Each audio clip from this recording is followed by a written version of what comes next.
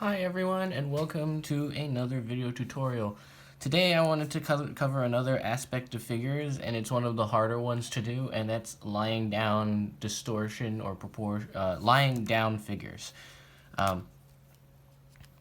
So I'll get right into it because I don't know how much I can explain about that.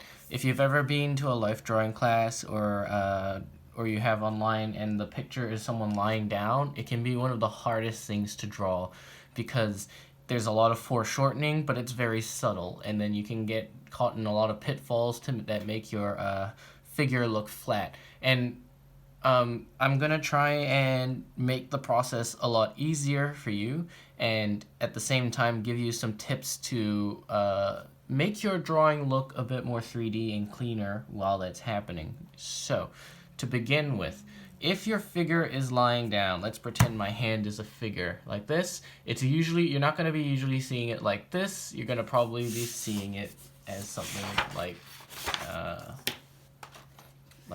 this. Right? Or this, or at an angle. So if I can draw it, that might make more sense. What you want to do when you start drawing a lying down figure is usually there's some kind of context around them. And what I mean by context is they'll either be lying on a floor that has maybe floorboards that are going off in a direction, or there's maybe a chair nearby, or there's a towel underneath them or a blanket underneath them, or they're on a bed or something like that. You need to find something that's kind of square in shape like this, but it's going to be at an angle and it's going to be at a perspective angle.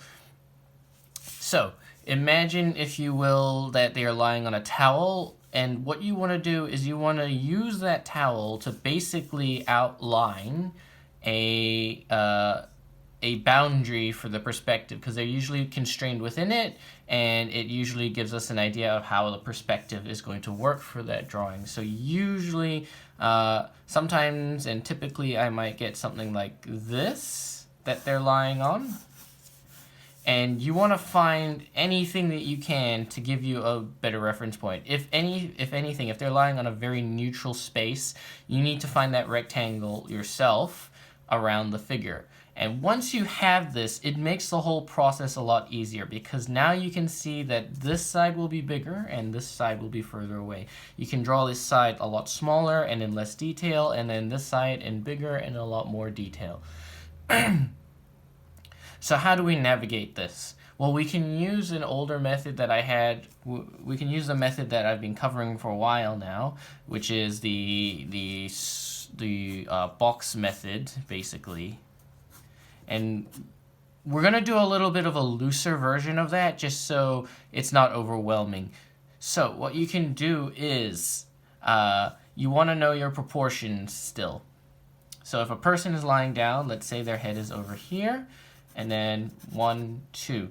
Now, as we go down here, we can shorten the distance every time, just by a little bit. So this head will be here, but maybe just a little bit less. This head will be here, maybe just a little bit less. This head will be here, maybe just a little bit less, and here. So 1, 2, 3, 4, 5, 6, and then 7, and then a half.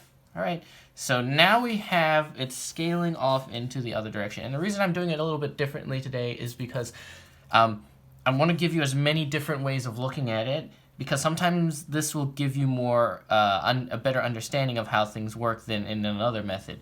And if you really want to make things clearer, you should try all different kinds of methods, because when you do that, you're going to discover new things each time, and you're going to have a much easier time on learning new things. Especially difficult things like this. So what you want to do with your head is you want to basically draw a line, and then you want to make a curve, and then a curve. And I'll cover faces at some point in the future, because faces are their own little problem. But here we have the head, we have about the angle. This is still the belly button. This is still the chest line. This is still the groin. This is about where the knee goes, and this is where the feet should be. And so if I'm going to draw my person straight lying down, I'm going to follow this guide exactly, and then we can change it as we go. So from here, what you want to do is have the belly button here. That's the thinnest part of the body, like this. And I might be able to draw it like this. You might have trouble figuring that out or understanding the lines. Practice, practice, practice, and then it'll make more sense in the future. Here, and then we're gonna draw the nipples here. Breasts come down here for whatever gender. Arms can do this sort of thing. And then from here, groin, hips, and knee, and then leg, foot, and as you can see, this part will be bigger and this part's getting smaller. Shoulder line is about here, and the neck is about here, and then you come down, elbows are about here, elbows are here. So when you know proportions, even if it scales a bit differently, you know the exact kind of locations or roughly where the locations of each limb should be, and like this. So then you have a lying down distortion, and this can be modified. Maybe this leg comes up a little bit or whatever. As long as you constrain it within the proportions, it makes understanding where everything needs to be less arbitrary, and you'll end up having less of those things where one part of the body comes off really weird shaped or it doesn't look quite right. From here, if you want to add context to make it more 3D, the only way you can do that is if you're really good at line weight, you can do it, but that's not something for beginners to understand. I will try and explain it here. So what you need to consider always is light and shadow, because that will influence how 3D thing looks. You cannot really make something look 3D except if you're using some kind of perspective trick. Without a little bit of value shading. It is possible, but not when you're beginning. And if you really are pedantic about it looking a bit more realistic or 3D, then you need to understand a little bit about value. So if you imagine a light source coming here, the light's coming this way, so anything on the opposite side, this arm, we're gonna make that line a lot thicker, like this. And it's not the most perfect way of doing it, but it gives us a little bit more of an indication of what's going on, like this. And as you can see, it starts to 3D out, even just a little bit here. So just adding a darker line to the shadow side, that alone can make it look more 3D. Now, what happens if you want to add more context? Well, you can add some shading too. And before you start on the body, because the body is quite complex and it has forms that kind of shape themselves differently, what you want to do is just add a cast shadow. Cast shadows are perfect for giving context to your drawings. So, taking that thick line, and you just want to add some darkness around that. And this is also a good practice to get into, I realized lately, because it makes you practice negative space in a way. And it doesn't have to be perfect. And even if your figure doesn't have this kind of cast shadow in their picture or live, this will make it a lot easier for you to define what is a 3D shape. And as you can see, it starts to lift the highlighted areas off the page.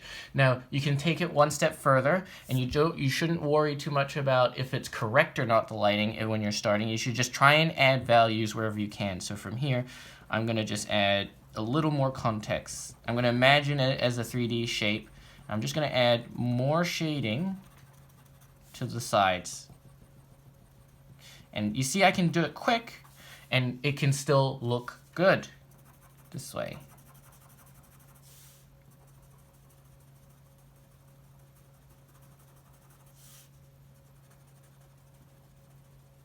And as you get better at it, you can look at the forms and then add shadows as appropriate. So now we've lifted our line distortion off the ground. We've put it in proportion. It doesn't look very strange. We don't have strange proportions. We don't have strange limbs coming out of anywhere.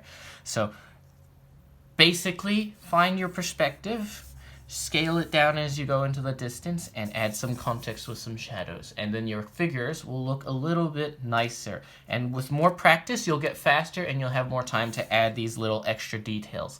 So, always do a lot of practice. Always try your best to make as much practice as possible and make it as meaningful as possible. Try new things, enjoy it.